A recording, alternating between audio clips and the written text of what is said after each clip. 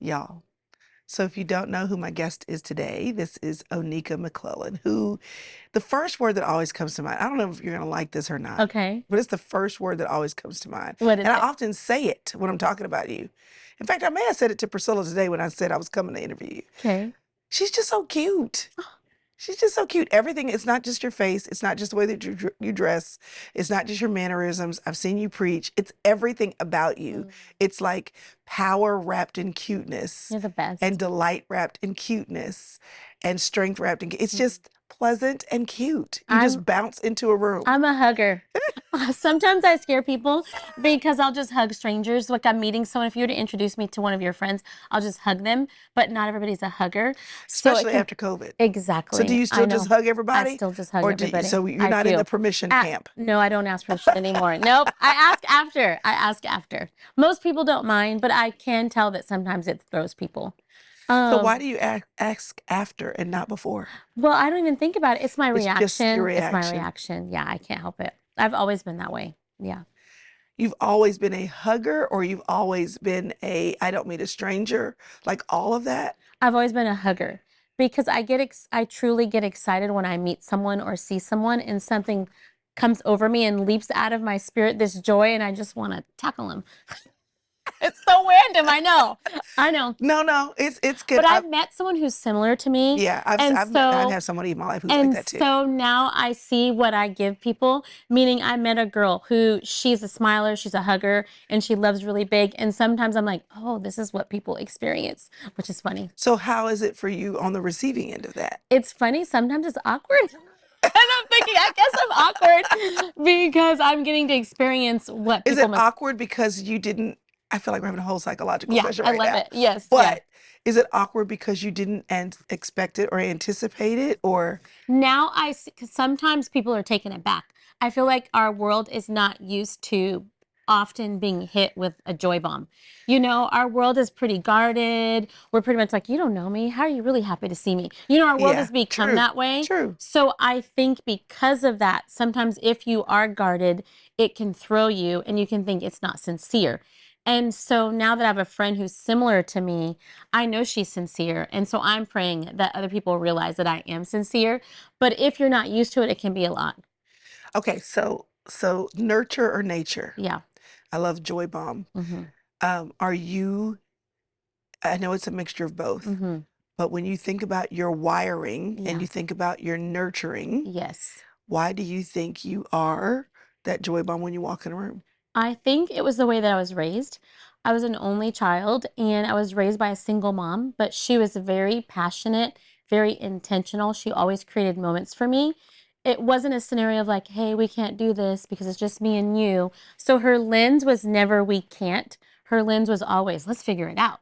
And even if it was not now, it was always like, we're going to figure out a way and it's But going that to be would mean later. positivity. What means Yes. joy? Yes. Joy, I would say, meaning, what is my definition of joy? Why do you think that atmosphere growing up created this overflow of joy in you? Because of expectancy, I was always expectant of, okay, well, when are we going to go school shopping? Okay, what are we going to get for dinner? Okay, what's my birthday party theme going to be? So she created lots That's of great. moments, which built anticipation, which then built joy. And I think it's also just how God created me. Do I have bad days? Of course. Yeah. Do I have days when I get discouraged? Yes. I may or may not have had a meeting earlier today where I cried. Sure. But I'm Even able. said with a smile. Yeah, Sure. sure. But I think deep down inside, I know who has it all and who carries it. Mhm. And I try not to carry it for too long because his yoke is easy, his burden is light. And so giving it back to him helps you have joy because I think your joy is stolen when you try to figure it out always on your own and think it's just you. Then it zaps you and then you get anxious and then you get thrown. Okay, this is so good. So anticipation leads Yeah. to joy. Mm-hmm. Okay. And expectancy. And Yeah, expectancy. but an authentic childlike expectancy, not an entitled expectancy. I think there's a Explain the difference. difference. Entitled expectancy is I deserve this, I earn this, and you better. And that's just That's ugly. Yeah. I just don't think that's like kind and lovely. But I think this tender childlikeness, like, what? I get to be across from you right now. What? You're a legend. And I'm like on the couch just having a conversation, like old friends.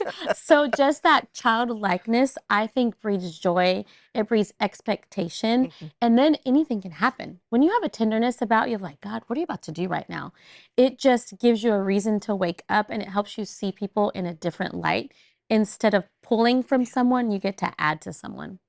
Okay, so you were an only child, Yeah. and it may or may not be sometimes the experience that only children do have Right. entitled expectations. No, they So, do. what do you think helped you have and operate with Right. not that one and Right, the right, other right. one? Yes, I think that I consider myself a well-adjusted only child. If anyone is into the Enneagram, I'm an 8, but I think I'm a well-adjusted You're 8. an I'm an 8? 8, yeah, but I think I'm a well-adjusted 8. Yeah, I'm an 8. Yeah, through and through. Yeah, I'm an 8. Okay, well, then that explains so much to me. What are you? A 3. Okay, my husband is a 3. Yeah. Because that's interesting. Okay, Mhm. but Yeah. the reason why I'm saying that is because 7 is what I would say all day long, right? Yeah, yeah, Looking yeah. at you. But Mhm. then I'm also thinking, just in terms of how I know you operate, how you Yeah. lead, Mhm. you have to have muscle and backbone to do all that. So Right, then right, it's right. like, not that you can't have it and be joyful or Right, can't right, have it right. and be Yeah. Mhm. pleasant, but I'm just saying now I'm like, oh, okay. Makes So you're sense. going to Yeah. smile in the room, but also be like, yes, but here's the line. Right, right, right. This Yes, is a yes, line. yes, yes, yes. Everybody understand? This is who we Capiche? are. Exactly. Yes. Okay. So well adjusted. Yeah. Because I think that's the thing. Many of us, and I'm sure even you in your parenting, Yeah. you have the experience where I get joy from seeing my kids get excited Yeah. or hold their breath about what they hope will happen. Yes. And that has turned into entitlement sometimes. So I Yeah. wouldn't go as far to say as their persona would be defined as that, Right, but I've right, right. certainly seen moments where it's like, oh no, no, no, we're not doing Right. that for every birthday. You know what I'm Right. saying? Like, Yes. No, and I then know. you can't walk off and pout because we did this last year and we didn't do this Exactly. this year. Yep. Yep. So I You're think right. the balancing act Yep. of um, wanting to invite and create an atmosphere of expectancy Yes. and joy, while at the same time not doing that in a way where it Exactly. hard bakes it in. Right. No. And I think thankfulness is the antidote to that. I feel like when we're thankful, you can't be entitled and thankful at the same time because you recognize, I Yeah. can't believe I get to do this. I can't believe I have this and I'm going to savor this moment. Mhm. And if I get to do it again, that would be amazing. Yeah. But if not, I'm just going to soak in the memories that I made from when I got to do it. And I think that's the difference. Do For you sure. think that was cultivated for you? I do. I think it was cultivated for me. And my mom would always say, she was so funny. She would always say, you realize if you had more brothers and sisters, we wouldn't be doing all this for you right now. So she would always check me. She would always check me. Yeah. That's so great. That's Yeah. so great. Well, I know that, and you probably get it all the time, that that people who maybe are not wired the way you're wired, or who maybe are not as well adjusted, or maybe didn't have that same upbringing, will look Sure. at you and go, well, that's just the way you are, Right. And Right, I right, mean, does right. that bother you when people say that? No, it doesn't bother me, but it's a decision. I think it's a decision. I choose to believe the best. I choose to believe the scripture that says the joy of the Lord is my strength. It's a decision that I have to make, a conscious decision. I just don't wake up and just, especially without coffee, I don't just wake up and just see butterflies everywhere and start twirling and dancing looking for unicorns. It's definitely a posture of the heart and a decision. What are the practices that you feel like Yeah. you have developed For sure. or It's a maintained great question. in your life as a believer, as an Yeah. adult woman, that have continued to help you cultivate that, Yes. the decision that you make? Perfect. I would say childlikeness, just having this childlike tenderness. I've just asked the Lord to keep that in me, being thankful and grateful and not entitled, realizing that like my husband and I have a church. And on Sundays when I look around the room, I don't think, oh, all these people are here. I think I can't believe all these people are here. So it's just a different way to do it. You could go, wow, a lot of people are here. Or I can't believe all these families chose, to pack up their kids, get there early, volunteer, serve, be in the parking lot, serve coffee, take care of the kids, or just the families that have the bravery to come not knowing anyone or Yeah. the single people. So I just look at life that way. Like, I can't believe you're here, instead of like, look at all these people. So I think it's just Mhm. framing things correctly. It's all And about that it's frame. framing. Yeah. That's Yeah. so good. And I don't think we talk about that enough. Like, we No. know come to Jesus as a child, all Right. that. We Right. say that, Yeah.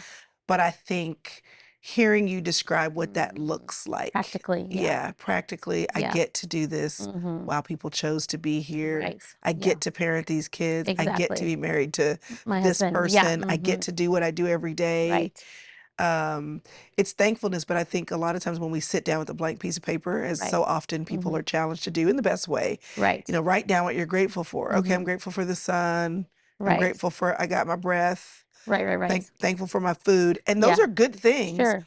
but bringing that thankfulness into your where you are living, which is Right. church life, is where you Yeah. live, and saying right here, Yeah. like, Yes. that's really good. Yep. That's really Yes. good. Yeah. um so what would your husband say? Yeah. Because joy and positivity and thankfulness and Mm-hmm. expectancy, those are all amazing characteristics to either have baked in and or to continue to work at. Right.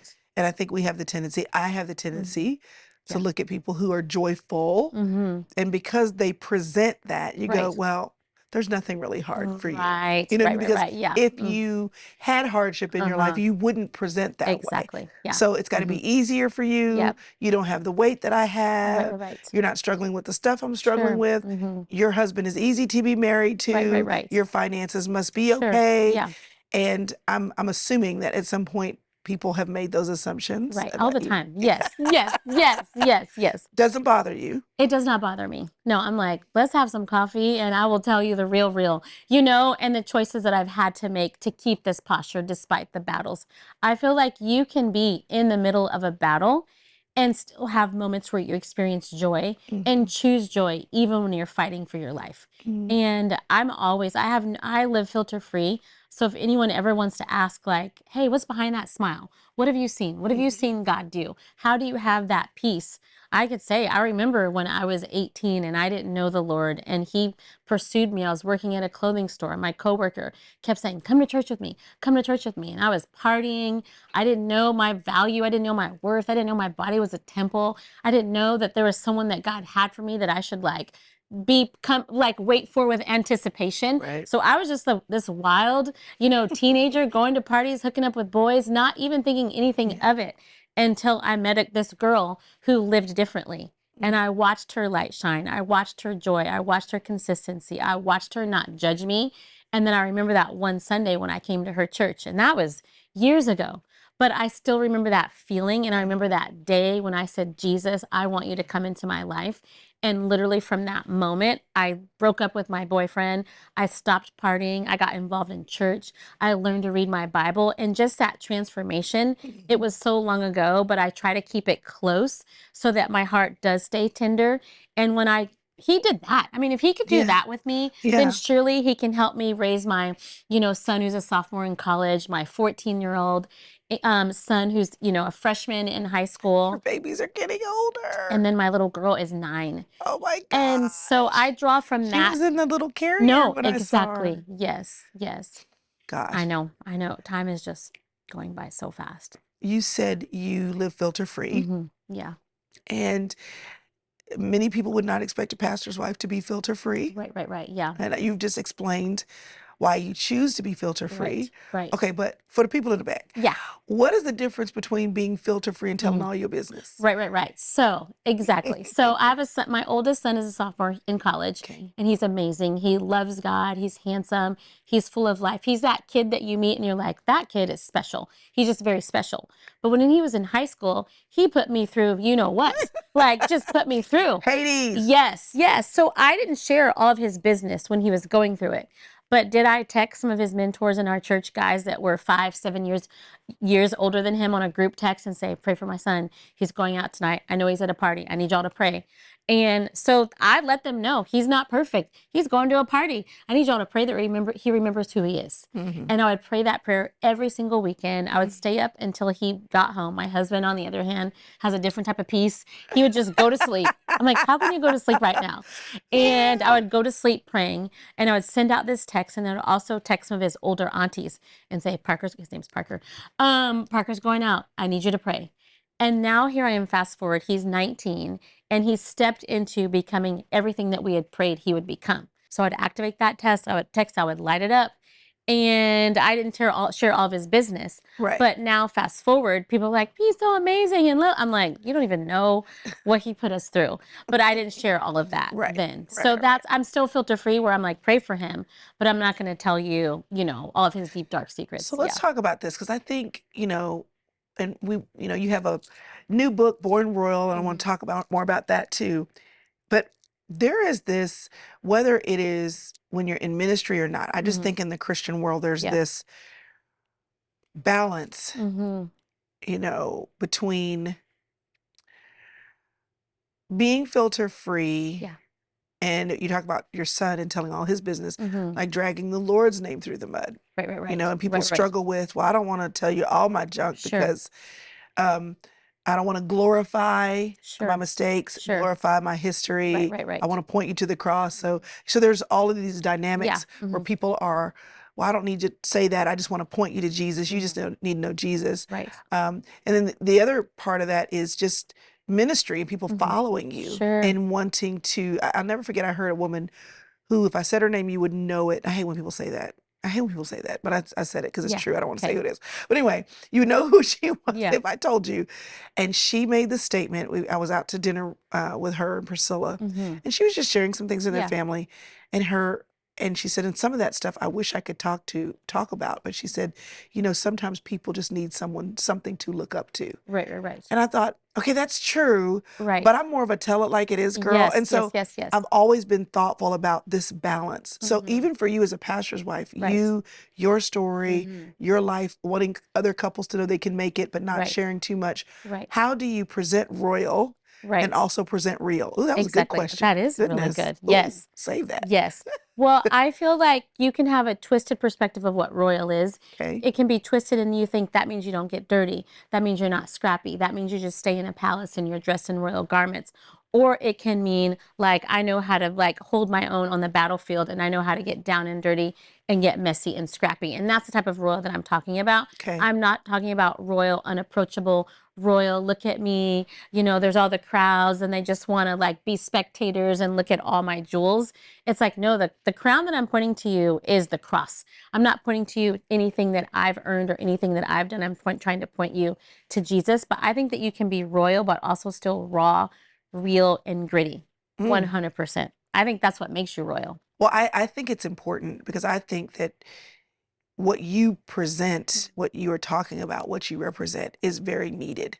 Because if I can look up to someone, but I don't think that they can identify with me, then the Jesus that they're talking about can't save me. Right. If they're real without presenting the royal, then I got all their story, and I'm looking at them, but I'm not clear about why they are the way they are, or why they are owning what God has said in their life. So they're both important.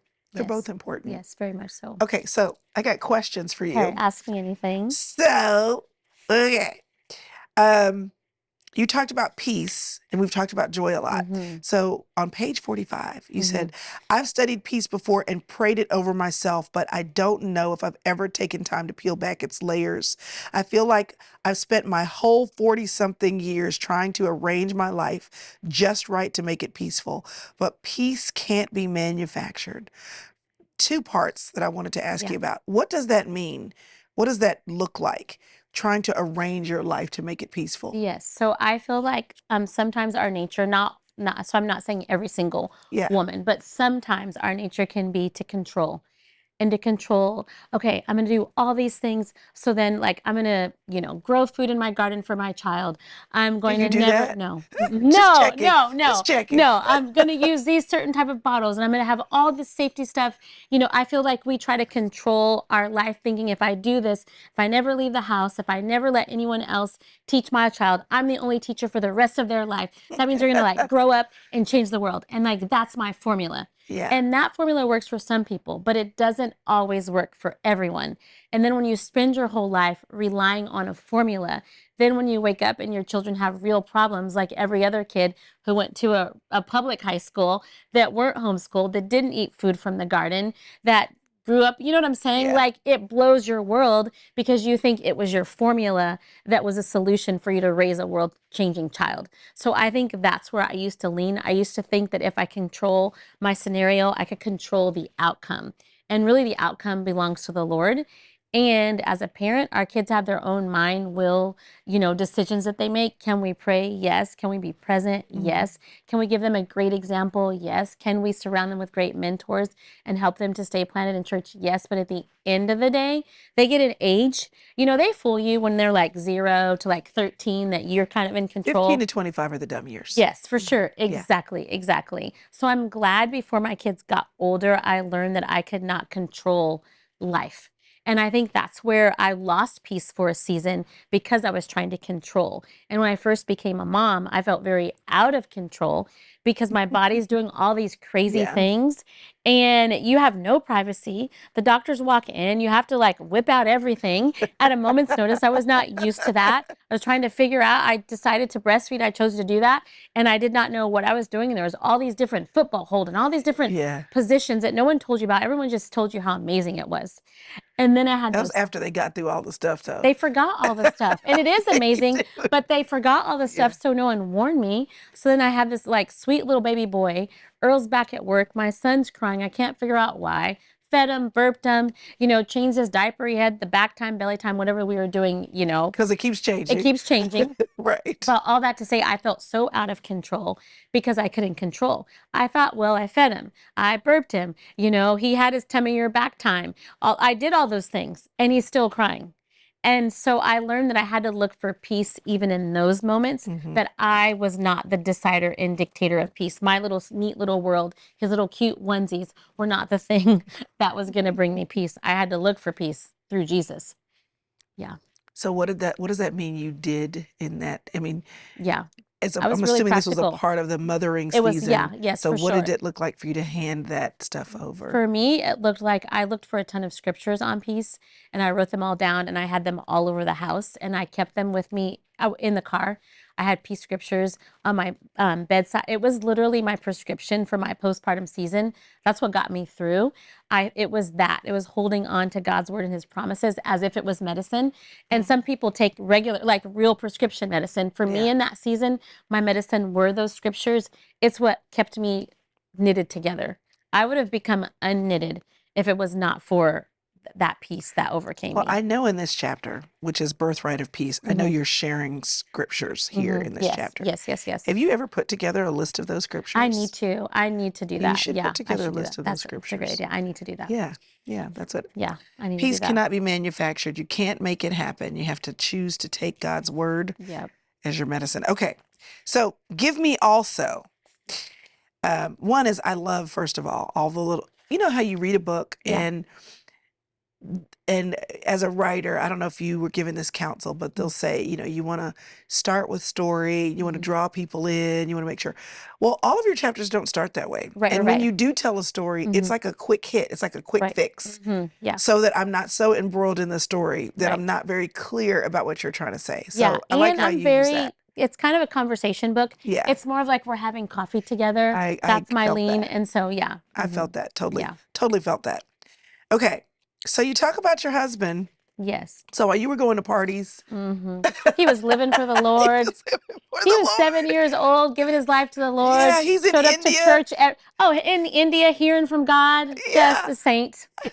Okay, so when he was hearing from God about you, having visions of you in India, yes. were you saved at that time? I was saved, yes. He met me. He met the new me. He met the new He would not even have dated me if he hadn't met me before I knew the Lord. Like, I would have been the girl that he would have like prayed, like, pray her away from me, because she gonna bring me down. She's Like, I was, temptation. yes, that. Yeah, yeah, yes, It yes, would have been the yes, temptation yes, prayer. yes, That yes, is yeah, so great. Okay. yeah, So yeah. this chapter is about, also, and you give this illustration about how he took this cold shower where there was a Hmm. perfectly good working shower down the Yes. way. Hmm. And I think about this concept of us settling Yep. for something that we Yes. can see. Yes. Yes. So Yep. I'm just curious, where have you learned, Hmm.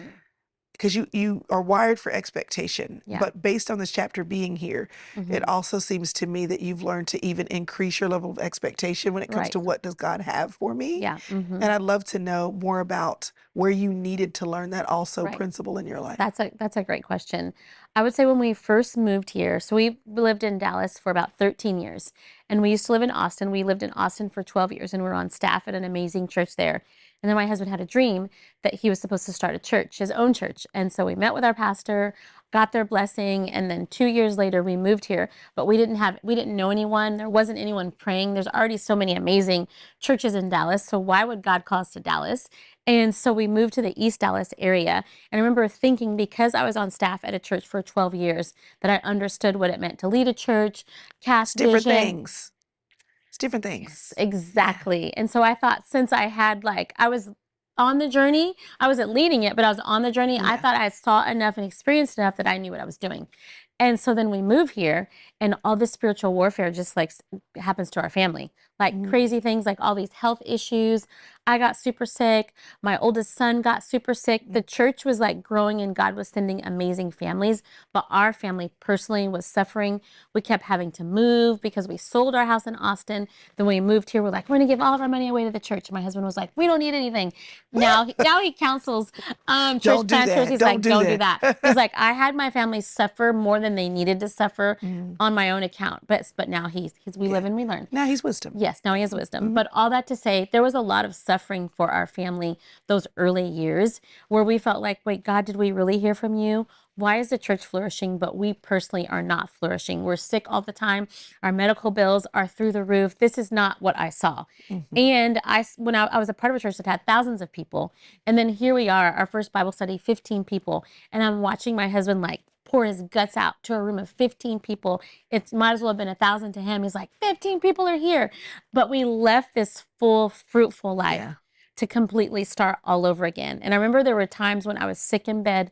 We'd have leadership meetings at our house, and all the leaders would come over, and a leader was anyone who came to the church at the time. We're like, you're all leaders.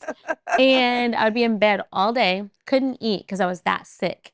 Lost so much weight. I was skin and bones, and I would only come out for the leadership meetings to love on everybody, to hear my husband share vision. I would share a little bit, but really I would just sit on the couch because I didn't have a ton of energy, because I didn't have a lot of fuel. And then I would go back to bed after everyone left. No one knew this. And I would say, God, why would you call us here if I'm going to suffer and wither away to do your call? Like, this is not what I thought I was signing up for. Mhm. I thought I was signing up for, being on the front lines with my husband and being a part of making it on earth as it is in heaven. And I'm in bed.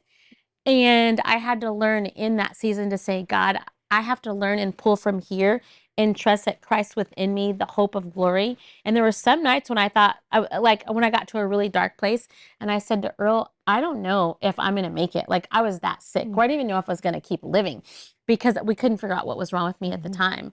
And I remember going to doctor after doctor after doctor till finally we found the right doctor who figured out what was going on with me.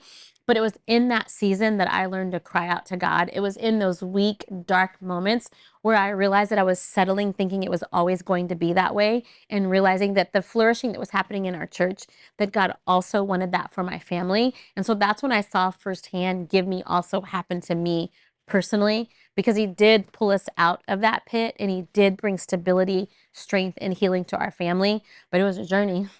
It was a journey. Hey there. Do you ever feel like life is just too much, that there's a lot of things to do, not enough time to do everything in? And also, when you have to prioritization, what's that? Do you want to live an intentional life and are struggling to figure out how to do that?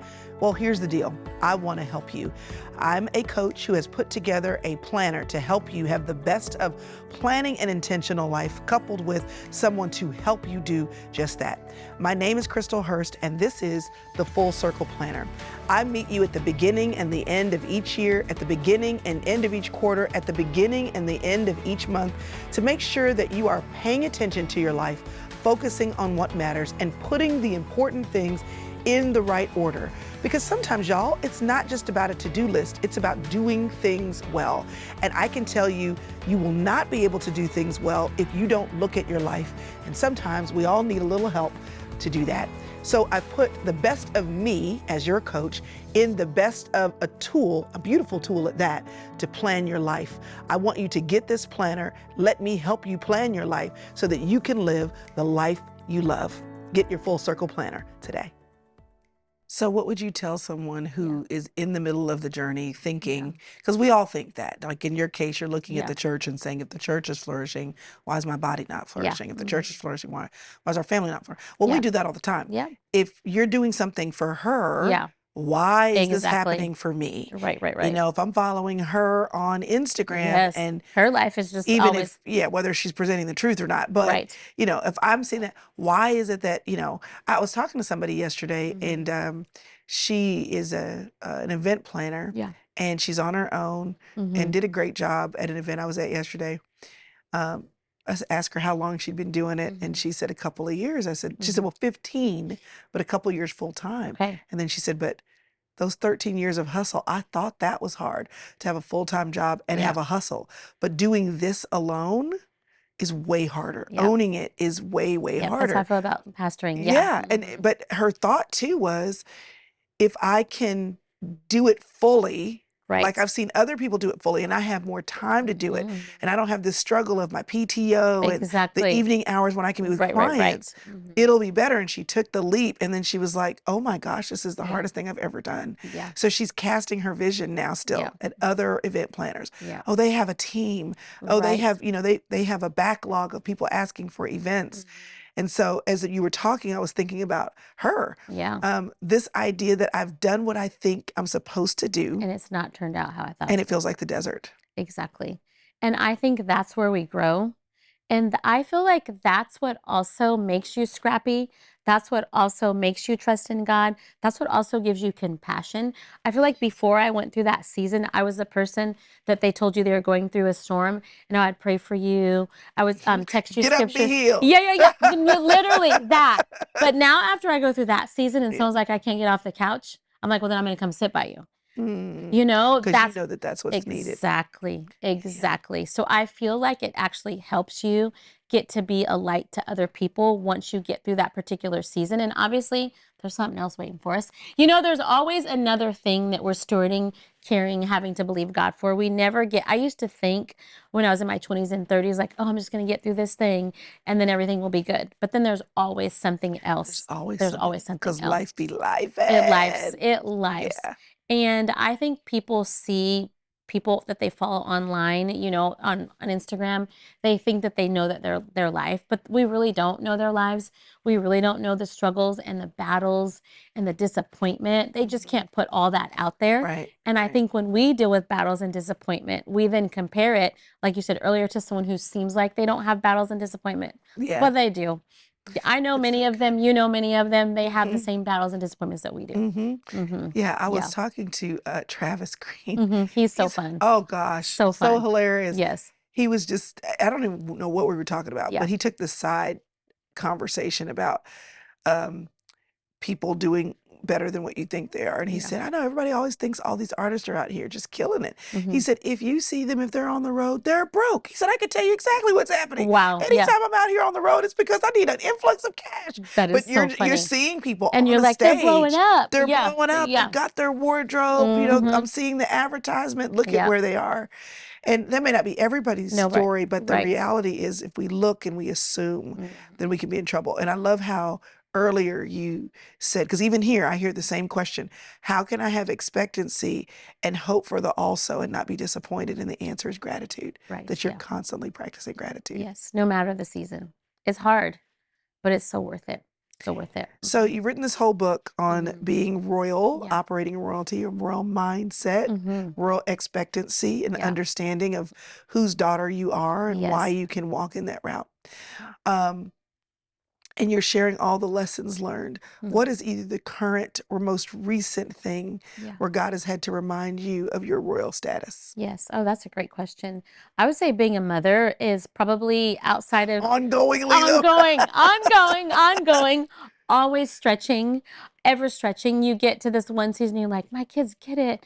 They're doing great. Like my 9-year-old daughter, she's very passionate, very bossy. Bossy. I don't know if bossy is the right word, but she knows what she wants. Determined, Determined. Yeah, determined. persistent, Yeah, yeah, yeah. She's a leader. strategic, Yes. She's brilliant. And maximizing. she's brilliant. Uh-huh. She's brilliant. I just gave you all the words you No, those needed. are the right words. Exactly. Just No, don't no. ask me how I know. No, you yeah. Uh-huh.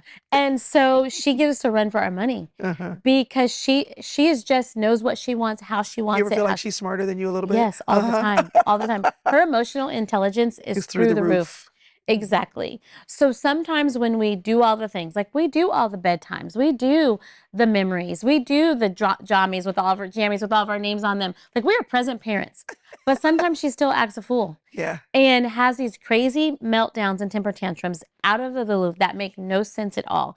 And it is very stretching and very difficult. Like parenting, I think, is the thing that can whittle you down and make you question everything. And you go through the press sometimes in parenting. And so holding on to my royal status and remembering that I'm a royal daughter has been hardest as a parent on those times when you feel like, but wait, you just for our 9-year-old daughter, we just got ice cream, you just got your nails done, we had the best family night ever, and you're still having a meltdown. That throws my husband and I, and he's like, I'm tapping you in. Like, you got this one. And so it's during those times where things don't go according to plan, when you've sown all the right things, but then the harvest that you get is not the harvest that you planted. Mm. That's when I have to fight the most and say, God, I know that you have an inheritance for me. I know this is not the end. I know that you're growing her into an amazing woman of God, and she needs to be determined like this. She needs to be strong and a leader and aggressive for the future that you have for her. But right now, I'm having trouble cultivating this in this moment. So I need you. I need your grace. I need your strength. I need to approach this with grace and strength, but also I'm her leader. I'm her mother. So I can't let her keep telling me what she's doing. I need to tell her what she's doing. But it's my long way of saying parenting is the thing where I have to fight to remember that I'm a royal daughter in this moment because it will try to Now, let me ask you whittle me this down. question, Yeah. because as you're talking, I Yeah. loved how you said where the harvest you get is not the harvest that you've planted, Mm-hmm. which could also be true in the years of ministry, Yeah. of Mm-hmm. leading people. Yeah. Sometimes you pour in, you disciple, you spend the Yeah. time, you spend the Yeah. money, Uh-huh. you have the Bible studies, you Yes. pray over You them, go you to the anoint them showers and the whole, weddings. all of that. Mm-hmm. And the harvest that you planted is not the harvest that you get. Yeah.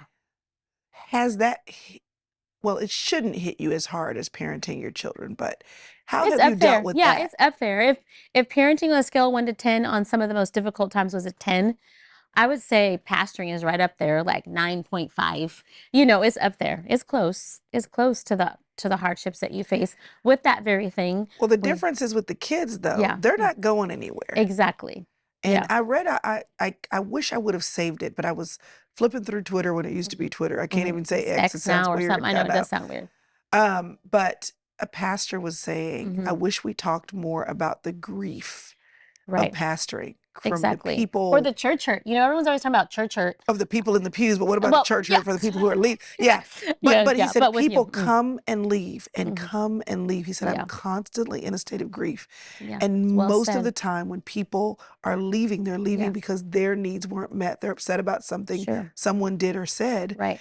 But I'm here Mhm. pouring, pouring, pouring, pouring, pouring. So Yeah. how have you dealt with that? Because that is not, again, your daughter, your sons may have a good day or a bad Sure, sure, day, but sure. you're connected. Right, right, right. The people that you lead, that you pour Yeah. into, can leave and you'll never see them again. How do Exactly. you handle Yeah. that? That is probably, I think, one of the top hardest things about pastoring and leading a church or an organization is people that you pour your heart, your life into.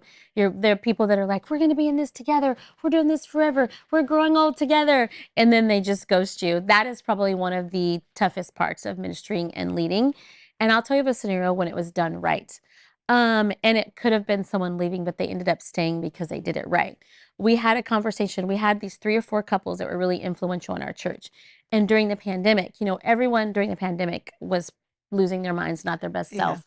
not believing, not believing the best in anyone. And it was just a hot mess. And our world was hurting. It still is in so many ways. But during that time, some of key couples in our church who my husband and I are very close to, we've done life with, we love, we adore, we're very close to them. They all were offended. There was more than Yeah. these key couples, Yeah. but this is one that is an example of offense handled correctly. So they were hurt, and they were hurt about something that we did or didn't do. But instead of leaving, like lots of people do, and you never hear of them till you see them just randomly on Instagram talking about their new place that they're at. These four couples actually, they talked together, but it didn't just stay with them, which I think sometimes when someone is hurt or offended, they talk amongst their friends and then it grows, but it never gets it to the person who can actually apologize or do something about it. So these four couples actually sent us a text message and said, we have some stuff that's on our heart. We need to talk with you. And so the stuff that was on their heart was bothering them so much, they were wondering if they should leave the church. So in this case, it was a special case because we were close to them. We had them over for dinner. And so we let them all share their pain points, their frustrations, how they were feeling. My husband and I said sorry. We apologized to each of them. We owned every single thing that they said. And then they allowed us to share our perspective on what it was like or what it is like leading a church that has every single political affiliation, every single type of person. Our church, like it's all the world's coming together. So we got to share from our viewpoint of what it's like leading during a time like that with all these worlds together. And them hearing our heart then actually helped heal their wounds. And then they realized that they were had a misperception Yeah. of how we were handling certain things. And so we had this beautiful dinner. We all cried. We all talked about how we were feeling. And by the end of the dinner, we actually grew closer together. And there's some of the key front-facing people of our church. But had they not told us, Yeah. like most people do, they don't tell you, they just disappear instead of bringing it to you. And they didn't, because they brought it to us, we got to share our perspective. And then they realized, like, wow, Yeah. we could have been lifting your arms during this time. We were over here in our little corner complaining because you said, sometimes we'll take a little snippet of what Yeah. you say Right. and, Extrapolate yeah, it yeah, to yeah. mean But something. all that to say, that was when it was done right. It's been done incorrectly before, where I just hear through the grapevine, oh, so and so got offended because they said the church is growing and it's not the same. I'm like, have you talked to anyone who's gone through anything in our church? Yeah. Like, our church is still the same. We just had this couple, that same couple who was about to leave our church, who now is still super involved. Her husband had this tragedy happen. And the way the church is surrounded them, the meal trains, people are cleaning her house, people are over there cooking meals for her. We rally. And Yeah. so are we perfect? Is the church perfect? No. But we will rally when you're going through something, and we will show up if we know your need. Some people have these needs that they don't express, and then they just expect you to know without, like, I But I don't think know. that comes back to dinner. Yeah. Like sometimes if I'm an expresser, I'm a talker. However, I know that everyone isn't. Yeah. But dinner implies it's Jesus sitting around the table Yeah. with the disciples. It implies we're doing life together. Yes. So there's some awareness that even if you're not one to bring up all of your stuff, Exactly. that I should have that something's not quite right with you. Right. An expectation, where expectancy with God, hope doesn't disappoint, Romans 5:5. But expectancy with people is a whole nother thing. Like Right. you Right. got to Right. say something. That But is the key. I can't know you if we're not, if you're not talking, I can't know. But also Yes. if we're not at the table together, if we're not living life together, Exactly. how am I supposed to be aware? So I love what you said about apologizing and saying you're We sorry, but totally at the same apologize. time, Yeah. y'all were at the table. We're at the table. Yeah. And what I'm finding is people don't tell you how they're really doing. So you can have someone that you're leading, you can have a team that you're leading or a company that you're leading, you check on your staff and you're like, how are you doing? Like, we went to lunch together. Fine. Yeah, that. And then you find out 2 years later that they were upset about something, and Why didn't you tell me? that happens all the time. And so that is also like a relationship killer, is holding on to hurt without expressing it, to at least give that person An a chance to own opportunity, it. yeah. And they may not own it perfectly, but at least you did your part while you got it out, and then you can work on forgiveness and forgiving that person and asking God to cleanse and heal your heart. But when someone just keeps it in, it doesn't even give you the opportunity to say sorry. Mm. I find that happens all too often. So operating royalty, but watching your harvest not necessarily come in the way that you expect Yeah. at home with people. Mm-hmm. How do you stay tender Yeah. doing that? Because there's a lot of people that I consider to operate royal Mm-hmm. in the kingdom and outside of the Yeah. just high confidence, right? Mm-hmm. Yes. And the struggle that I really care deeply Yeah. about people. Mm-hmm. So when I see sometimes people operate with what I would perceive to be a royal walk, royal talk, royal Right. presence, Mm-hmm.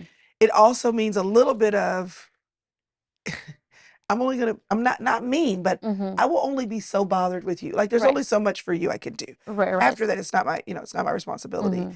Maybe a little bit more than we should. So how do you maintain sensitivity Right. to people without being raw and open all the time?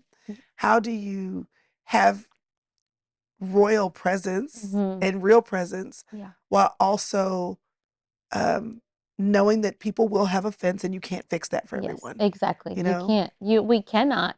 I think that that's where being a people pleaser would come in, where you feel the need that you just have to please everyone, make every single person happy, which that's impossible. Yeah. That's impossible. But you can just have a posture of, I'm going to believe the best. I'm going to give the benefit of the doubt. I'm going to be honest and healthy with my feelings and my emotions. And if they aren't, so if you're sharing your heart with someone and And if they're they're not not reciprocal, that, then reciprocating. that's when you do have to say, okay, I've shared my piece. I shared with you this, but I've said, tell me how you're really doing. And you're choosing to put up a wall and not tell me how you're really doing. I can't beg you to tell me how you're really doing. So I'm going to take you at your word. I'm here. I'm not going anywhere. And then you do have to move on. And you do have to trust God, that God is the author and finisher of everyone's faith. And that if something is brewing, that he will bring it out. You're not their savior. Exactly. Exactly. Yeah. Mm-hmm.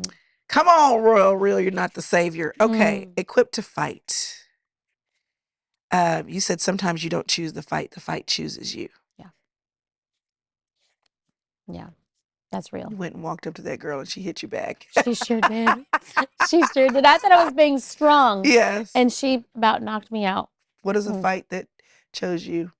Yeah, I would say just leading. Leading. Are you a natural leader? I think so. I think I'm a natural leader. Yes, I think I'm a natural leader.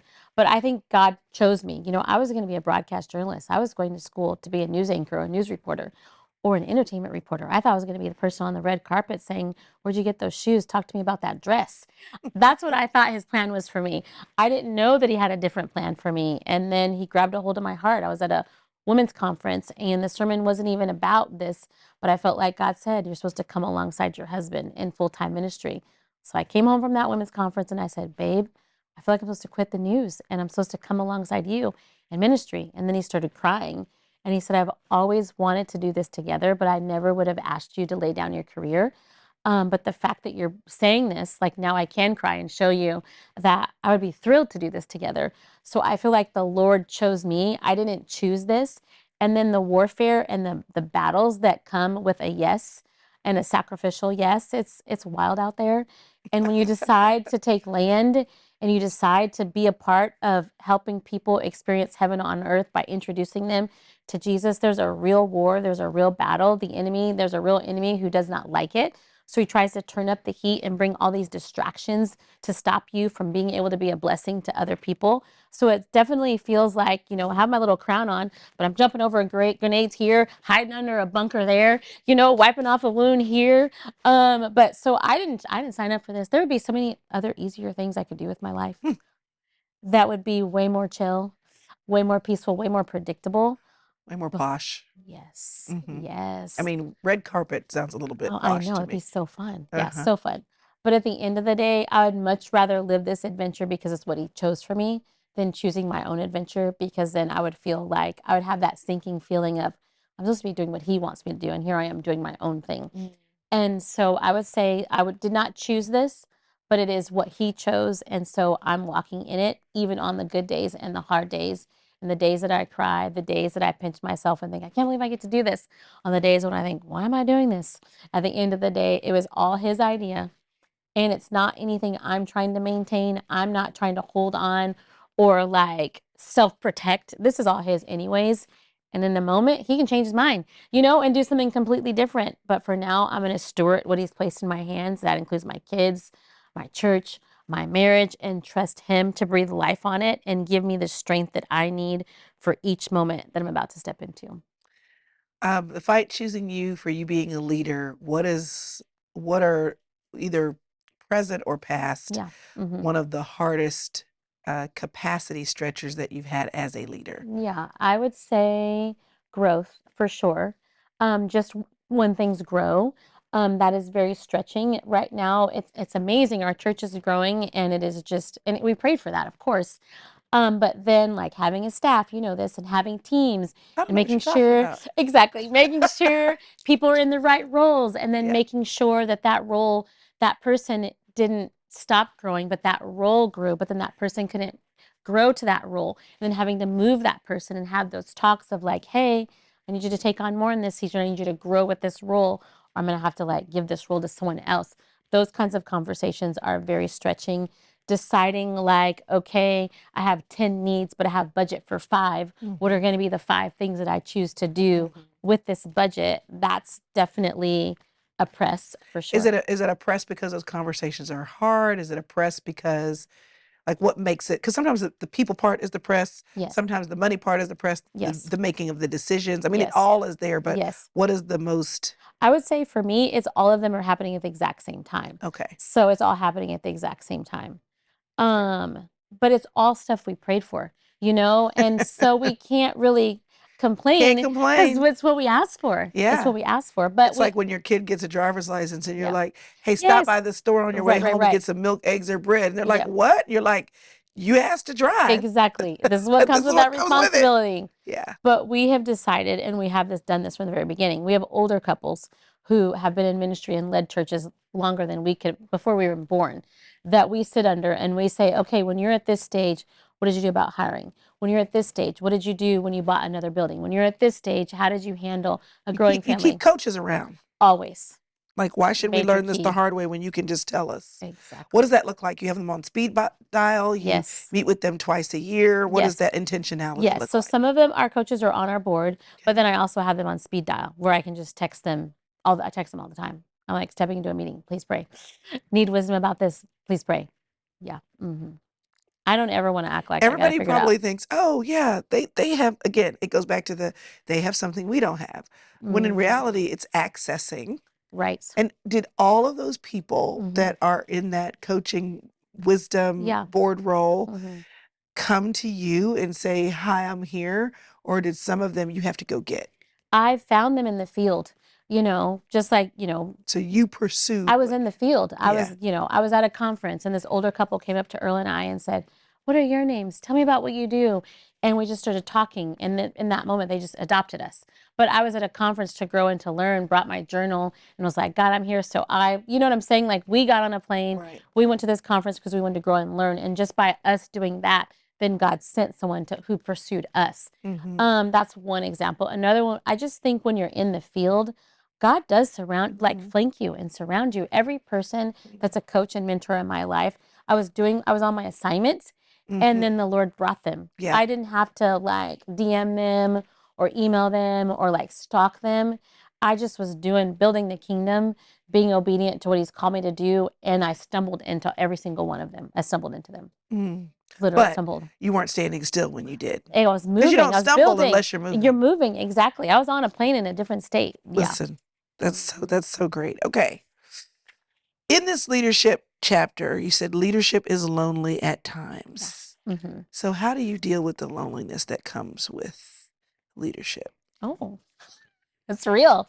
That's really real. It's very difficult, actually. It's very difficult because you're on this, like for me, for my story in particular, like I love what I get to do. I love what I get to be a part of. And sometimes you meet people that are building what you're building, but they hate it. And so it's hard to find people that are doing what I'm doing that love it and that live for it and that are so excited and so thankful to do it. And so that can be very lonely, or people that you Mm. start the journey with that you're like, we're all in this together and we're going to hold each other accountable. We're going to pray for each other. And then it feels like Hunger Games and there's just like literally tribute after tribute after tribute. And so that can be lonely when you have this like group of friends that you start the journey out with, but then everyone's journey ends up going a completely different direction. And now they're just not, they're doing something completely different with their lives and they're doing what they're supposed to be doing. But then you're just left and you're like, oh, what's this? So we have those seasons for sure. But when we have those seasons where we feel like, man, where are the people that like love what they do? I go to conferences, like I go to church planners conferences, even though my church is 13 years old and I've been Because married you for need that juice. You need that energy. and I I've need been the married for excitement. 27 years, Yeah. but I still go to find me at a church planners conference with my journal out, worshiping my faces off, Yeah. being in the room, learning and growing. And that helps me with loneliness because I get around other people that are just now starting to do it, who have that childlike, they haven't been burned yet. And they're just like full of faith. And they have these crazy, it's so funny when I talk to church planners now because they have these crazy budgets that they start with. They fundraise So it. who are I'm these? like, who? Who gave you They're this like, endowment of for my funds? lunch, I'm gonna need 3 LED screens. I'm like, really? Like, Is that what? Is bless. that? We No, it's missed that memo. no, yeah, exactly, exactly. We're in a room with 15 people and this like little tiny drum, and just, but bless, if you have people in your life that can provide for you like that, let it rain. But for us, that was not our story. But I surround myself with other people like church planters because there's something about being in a room with people that are pioneering and pioneering early that energizes you. I'm super prayerful. I like ask the Lord surround us with the right friends, the right couples that are going to speak life into us. And so I'm always open to new friendships and new relationships, but it's not like every weekend our calendar is just so full and we have like all these friends in the city and we're just picking all these restaurants every time and we're like ha ha ha hee hee hee. Most of the time I spend with my family. Yeah. Actually, yeah, Yeah. my family are my people. Yeah. Yeah, That's yeah, good. but it can be very lonely for sure. Yeah, I was But talking to a I friend love just how about it. you fix that For though. What sure. were you saying? You were talking to a Yeah, I was friend. talking to a friend lately that like leadership is lonely because the more you decide, the less of your life you live for you, and the more you live it for what God's asked you to do, there's fewer people that want to do that. Mm-hmm. So there's fewer people to choose from, you know? So good. Mhm. So good. And I think, even back to this concept of knowing that you were born with royal blood rolling, Yeah, flowing through. flowing through your Yeah. veins. And, it's just as you're talking about leadership, I'm Mhm. thinking about this concept of Princess Elizabeth, Yeah. and just at a certain point, you live this separate life. Yep. Everybody, what is it that Oprah says? Everybody can't breathe the air. The higher Right, you go, right. the air gets Yes. thinner. Everybody can't breathe it. Yep. Yep. Um, and there is a calling on each one of our lives where the people that we started with don't finish with Exactly. us. Yes. The people who wanted it aren't willing to do Yes. what it takes to Exactly. arrive Yep. there. Um, or they're willing to do it, but they're not willing to stay connected, and so they start their Right. own visions And and then not. yes. So I just think there's no real way in leadership, your relationship with the Lord, Yeah. in being a person of excellence, to not experience loneliness because Right. everybody's not willing to go the same distance. Exactly. Exactly. It's kind of a part of it. It's a part of it. Yep. And to be okay with being misunderstood, that's That's part of it hard. also. It's very hard. Yep. Yep. So do you deal with that in the same way? I'm going to tell you all the things I need to tell you, but after that, if you're still, I love you, but Right, I'm right, right. okay Yes. going my own way. Yep. Yep. For sure. 100%. 100%. But honestly, I wouldn't change it for the world. You know, like I feel like if every single part of life was easy and there was no resistance, no burden, nothing to believe for, no battle to fight, it would be so boring. And I feel like it would change our authority. I feel like I have authority Yeah. in Christ because of the battles that I'm fighting and watching him fight through me and the victories that I've seen and the future that the land that I have yet to take that he's already taken hold of for me. I feel like all of that comes because of the resistance. I feel like if I was always, even though I love a good vacation. Don't get me wrong. I told you that earlier. Blue water. Yes, yes. I love it. But I don't want to live that Right. because I would be bored after a while. I understand that. I understand that. Yeah. I think have you and Earl talked about, I wasn't even thinking about this until you said y'all have been married for 27 years, but now Yes. that you've said that, Yeah. have y'all talked about retirement? No, we have not. We know that he always says, we haven't talked about like, this is our goal for how many more years we want to be in ministry together. We haven't talked about that. but we have talked about that we know that what we're building right now, we won't be building it forever. We're building it for someone else. We Mm. won't always be the pastors of our church. There's going to be someone else who we're going to pass that baton to, and then they'll pass it to someone, and they'll pass it to someone. So we're very aware of that. And it's such a wild feeling. And I think about people that transition, and you give your heart and soul to something, then you hand it over, and then you have to trust that that same person or that same family is going to have that same passion and heart that you And it have. may look different. Exactly. They may build different, Yep. but Yeah, I've because you gone to said that visit churches where, people don't pass yep, it on. exactly. Yeah. You said that. I think about all the women who have gone before us, and Yeah. it's time for us to pick up where they left off. Yeah. This concept of Elijah handing Mhm. over the role of being a prophet to Elisha. Yeah. Mhm. Um, why do you think people don't get off? They Well, go too far. They go too or long. go too long. I Don't have a think good baton transfer. right. Because we forget that it's generational, and we think it stops with us, and we can't imagine anyone else but us doing it. Instead of thinking, no, I'm doing this for the person 10 years younger than me, 20 years older, younger than me, 30 years, and so on and so forth. We forget to think generationally. I think that's what messes us up. And people love being in charge. It's fun to be in charge.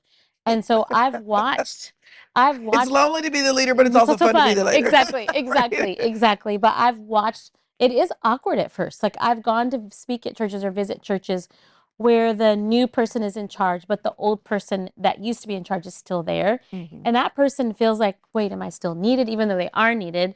And they think, well, where's my place? Where do you need me? Should I speak up? Should I not speak up? And I've watched that dance, and it's very clunky. So I feel like it happening over the course of years is better than just all of a Mhm. sudden saying, this is a new Mhm. person. I Yeah. think transitions Yeah. are better. Yeah.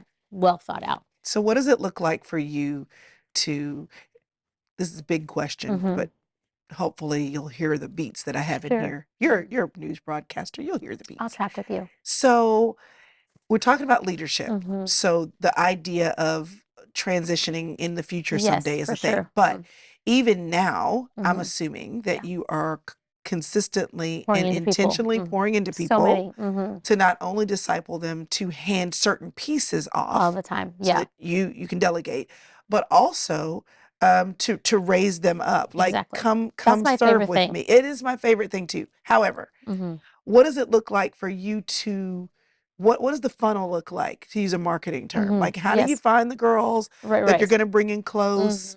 Mm-hmm. What does it look? Because there's the, I want to be in Oneka's presence. I want to Sure. serve, and I want to be a part of Mm-hmm.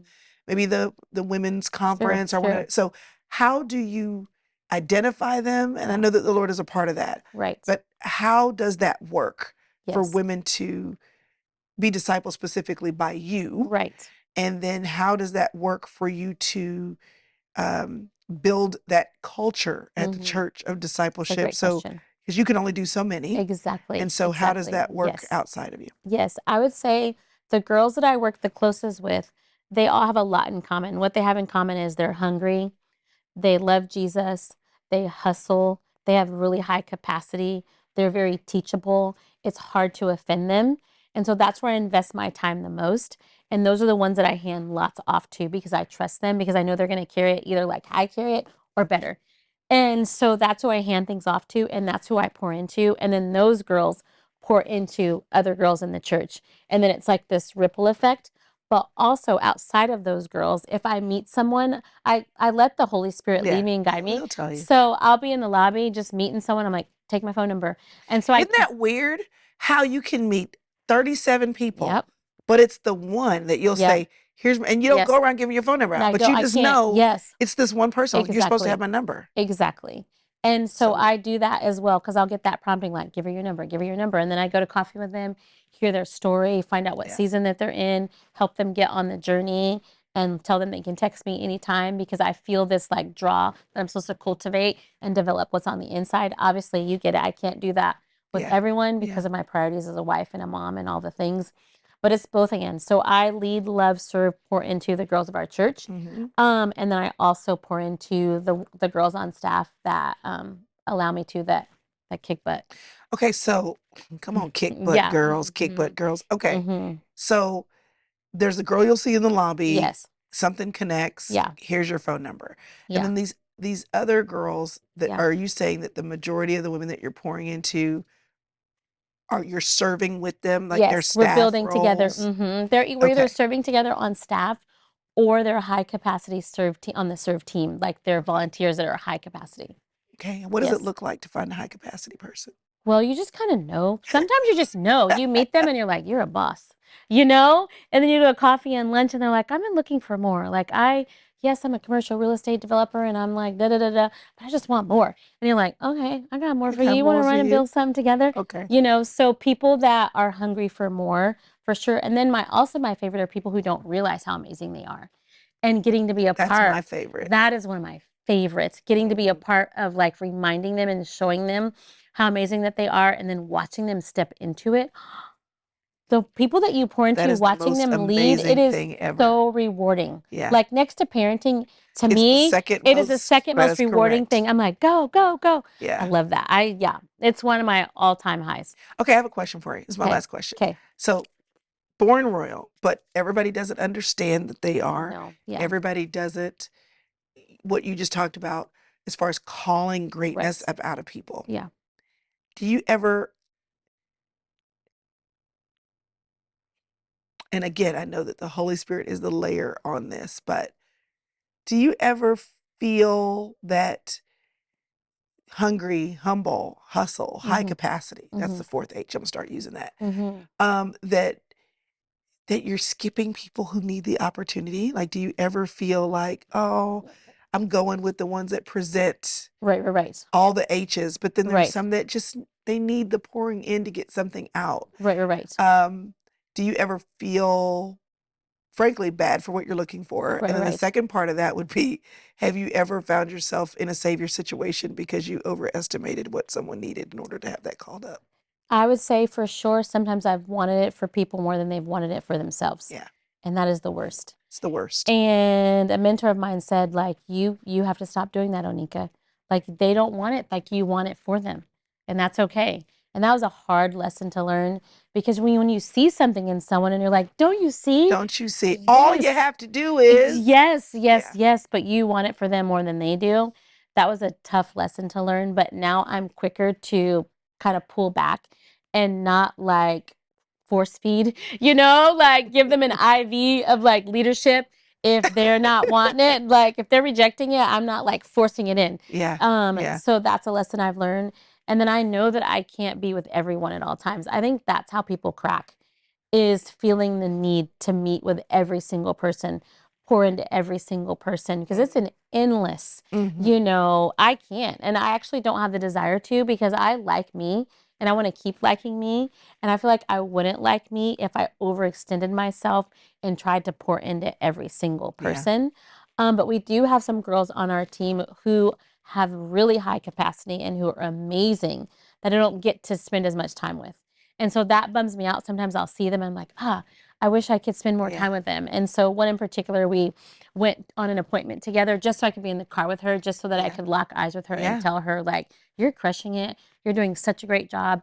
How can I be praying for you? How's your husband? How are your kids? And so getting creative because, you're only one person, only one Your own person. person. Yeah. Yeah. That's so great. So good. Y'all, so this is Born Royal by Miss Oneka McClellan. And Overcoming Insecurity to become the woman God says you are is the subtitle. If you haven't already gotten the memo, she wants you to become the woman you're supposed to be. Yes. And also she wants you to understand what it is to truly ingest and adopt God's vision of royalty for you.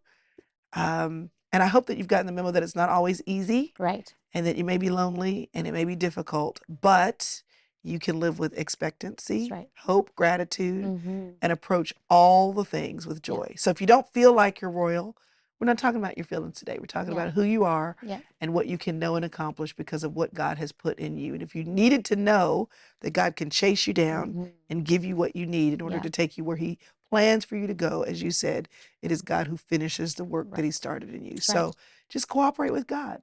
And if you need help to do that, go pick up Oneka's book. And if you don't know who she is, you should know. And we'll put all of her stuff down there so you can follow her. But thank you so much for joining me. Love you so much. I Love was you honored too. to be here.